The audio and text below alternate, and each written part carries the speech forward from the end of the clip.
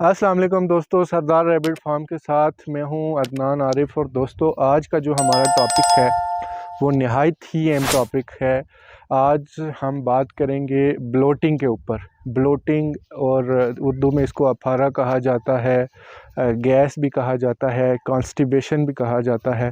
दोस्तों ऑलमोस्ट हर एक फार्मर को ये डिज़ीज़ है, ये फेस करना पड़ती है और इससे बहुत ज़्यादा जो है रैबिट्स के अंदर मॉडलिटीज़ जो हैं वो देखने में आई हैं। बहुत सारे जो रैबिट्स हैं वो एक्सपायर हुए हैं इस बीमारी से। तो दोस्तों चलते हैं टॉपिक की तरफ और बताते हैं कि सबसे पहले इसके आने की वजूहात क्या होती हैं।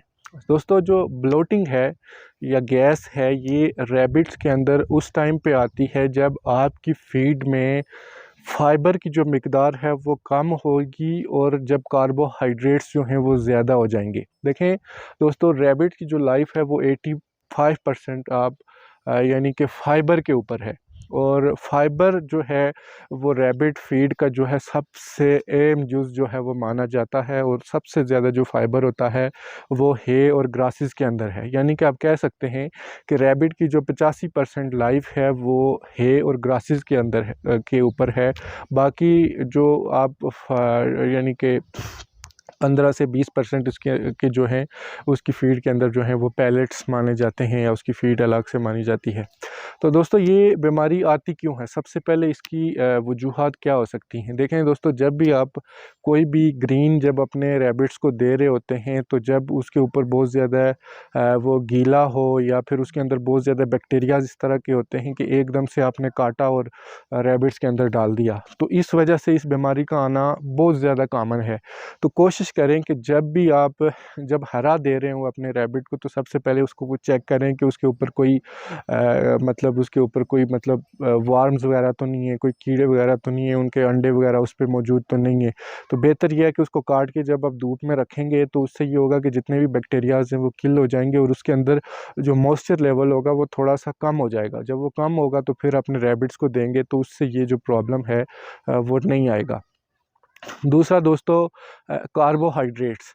कार्बोहाइड्रेट्स लाइक बहुत सारे लोग ऐसे हैं जिन्होंने बहुत सारी चीज़ें जो हैं रैबिट की डेली फीड के अंदर रखी हैं। जिस तरह से अगर आप गाजर को देखें तो कहते हैं कि गाजर रैबिट बहुत शौक से खाता है, लेकिन ये इसके लिए ख़तरनाक है क्योंकि उसके अंदर भी कार्बोहाइड्रेट्स ज़्यादा हैं। अगर आप एक मिकदार से उसको ज़्यादा देते हैं या डेली बेसिस के अंदर देते हैं। उसके अलावा गोभी जो है वो उसमें भी बहुत ज़्यादा गैस मौजूद होती है। जब भी आप देंगे तो उससे जो आपका रैबिट है उसके अंदर ये डिज़ीज़ जो है वो आ सकती है। और समटाइम चावल का भी यूज़ करते हैं कि चावल का जो चूरा है वो बना के इसकी फीड के अंदर दें, फिर भी जो प्रॉब्लम है ये प्रॉब्लम आने के चांसेस होते हैं। तो दोस्तों ये चलते हैं इसकी ट्रीटमेंट की तरफ कि अगर ये डिज़ीज़ आपके फार्म पे आ जाती है तो आपने इसको किस तरह से ट्रीट करना है। सबसे पहले जो है आपके अगर रैबिट जो है आप देखेंगे कि जब भी आपके रैबिट ने खाना पीना छोड़ दिया, उसका जो पेट है वो फूल रहा है या फिर वो एक कोने में बैठा है, वो कोई हरकत नहीं कर रहा, उसकी एक्टिविटीज़ कम हैं वो, तो समझ लें कि आपका जो रैबिट है वो 95% ऐसे चांसेस होते हैं कि वो ब्लोटिंग का शिकार है। तो इसके लिए जो बेहतरीन सबसे मेडिसिन मानी जाती है वो है स्मेथिकॉन। स्मेथिकॉन ये अगर आप देखें मार्केट में डाइजेक्स एमपी के नाम से भी आती है या फिर मेनासिड के नाम से भी आती है। मैं यहाँ पे उसकी पिक्चर लगा दूँगा, आपको समझ आएगी। ये जो मेडिसिन है ये जो सिरप है आपने 3 ml यानी कि सुबह दोपहर और शाम 1-1 ml अपने रैबिट को देंगे और इंशाल्लाह इससे जो है आपका रैबिट जो है रिकवर कर जाएगा। उसके अलावा अगर आप देखें तो कार्बोनेटेड मिक्सचर जो हैं, कार्बोनेटेड मिक्सचर्स जो स्पेशली जो डिज़ाइन होते हैं एनिमल्स के लिए, ब्लोटिंग और अफारे के लिए, वो मार्केट से आते हैं माशाल्लाह, उसका भी बहुत अच्छा रिज़ल्ट है।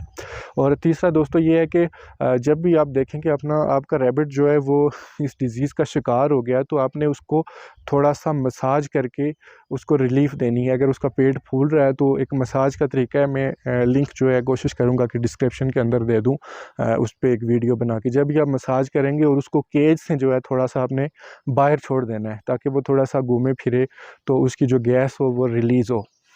बहरहाल देखें, आने की चांसेस यही होती हैं कि जब कार्बोहाइड्रेट्स ज़्यादा हो जाते हैं और फाइबर कम हो जाता है तो रैबिट जो है उसके इंटेस्टाइनल के अंदर जो है वो फीड जो है मूव करना बंद हो जाती है, क्योंकि रैबिट में अल्लाह ताला ने एक ऐसी खुसूसियत रखी है कि इसका मैदा नहीं होता, इसकी जो फीड डाइजेस्ट होती है वो उसी के इंटेस्टाइनल के अंदर मूव करते हुए जो है वो डाइजेस्ट होती है। लेकिन जब भी कार्बोहाइड्रेट्स बढ़ जाते हैं, फाइबर कम हो जाता है, तो ये वो रुक जाती है वहाँ पे।